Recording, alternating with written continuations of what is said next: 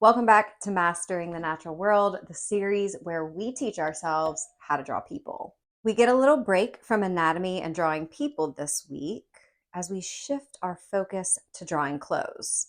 Of course, we're starting with quick drills of full human figures. These are called gesture drawings. You're going for generalized shapes and quick lines that represent the body and its pose. You want to create the concept of human shapes without the tiniest little concern about it being perfect. Seriously, don't sweat it. Since this series is all about drawing portraits and people, we're going to learn to draw clothing on the body because clothes take on and respond to the body's form. That also helps us ease our way into figure drawing because we'll have an existing understanding of the shapes that create the human form and how they bend before we start our lessons on the entire human figure. If you've never done gesture drawings before, I like to keep it really simple. I typically do circles for major joints like the shoulders, knees, and hips, a kind of a rib cage shape that connects to my pelvis shape. After you spend a few minutes doing gesture drawings, and I literally did like 2-minute gesture drawings back to back. And when I was finished with that, I did drills of individual clothing items. I really suggest 10-minute drills for the clothing items because I repeatedly exceeded my time limit. It just takes a while to get all the wrinkles on the clothing down, like all the wrinkles and the bends and the. If you're following my series on drawing people, you know that this section, drilling, is all about understanding shape. And once you're comfortable with that, we can start to add value.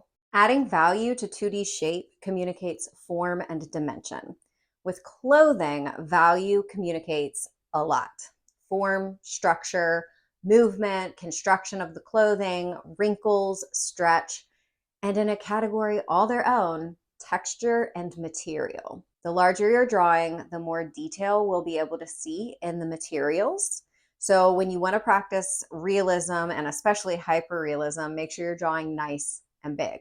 Clothing materials vary drastically from faux fur to denim, knit sweaters, feathers, silk, velvet, leather, sequins, and beyond. By the way, I saved a collection of reference photos on Pexels.com.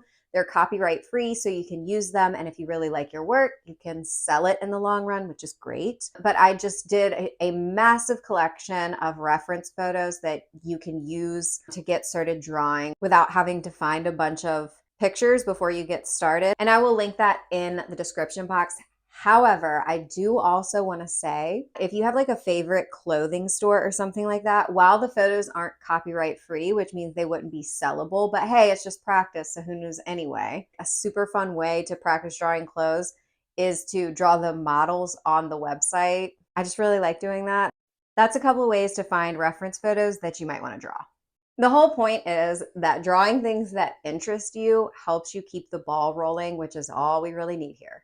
A great way to practice textures and different fabrics is to draw them on small squares or spheres in a sketchbook instead of doing things in an entire piece. It allows you to practice recreating the values within any given texture without having to create a final product, and allows you to practice before you need the skill. Once you figure out how to use light and dark pencil marks to portray how light interacts with each material, the puzzle is solved. You now know how to create the illusion of that material. And the more you practice, the better your results will be. Once you feel comfortable using just a pencil to create the illusion of clothing on the body, adding color in the next section is cake. For this section, I'm layering colored pencils on top of markers. The markers help me quickly saturate the surface, so the color builds faster when I add midtones, shadows, and highlights with my colored pencils. Everything that we've studied so far in the series about drawing people, this is the only category I thought was easier once color was involved. This is totally optional, but I like to pre-plan my colors by swatching them separately on a scratch piece of paper before producing my final work. I'll lay down a few marker shades and see how they look with various shades of the colored pencils, and use those swatches to create a functional and pleasing color palette.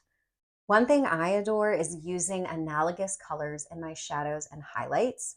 Those are colors next to my midtone on the color wheel. And I do that instead of using a gradient of the midtone. It gives a juicy little undeniable contrast that I absolutely adore. As for shading clothes, remember to make your marks to reflect the form and materiality. If a fabric is pinstriped, for example, you may want to shade vertically. If you want to draw jeans stretching around a thigh, you'll need to make marks that indicate fabric clinging to the leg. When you're creating a fur texture, for example, you won't make the same type of marks made to create the appearance of denim or silk. Fur, which is more matte, isn't even almost going to shine like silk, for example. The more realistic you're trying to go, the more your colors and mark making will have to reflect the light and shadows on the material with accurate colors. So always trust your observation. Sometimes you'll be like, what? There's no way that's right. It's right. Trust it. One of the hardest aspects of drawing clothes is the way it wrinkles, bunches, and folds. It's layered, it's tedious, and there's no formula for replicating it on our drawings. With time and practice, you'll begin to notice how fabric pulls, bunches, stacks, and drapes over the body as it moves and bends. Those areas are hotspots that'll teach you how to communicate movement in fabric when you draw. Okay, I have a little secret. I've got a little secret. I have a little secret. Okay, I didn't do anything for the Maverick section. I know. Because I think there's a useful lesson in it. The tea is that I have multiple projects going right now, and they are pulling on my mind when you're learning something. Or I guess when you're doing anything in life, it's really good to know the difference between when you need to take a break and when you need to push yourself. In my last video, I basically had to do twice because my footage was corrupted, and baby needs a break. Okay, I'm getting out of here, and I will see you next month. Let's go see what we're drawing next month. It's hands. We're going to learn to draw hands. So that's really exciting. I love hands. Should be a good time. So make sure that you join me next month. And in the meantime, upload your master study practices to Instagram and tag me at Carter Sams so we can chat. You can use the hashtag Mastery with Carter. We can all participate in art chats and give each other flowers and exchange tips like lovers do. Anyway, like lovers do. So I will see you guys next month with our hand drawings. And until then, go use your powers for good.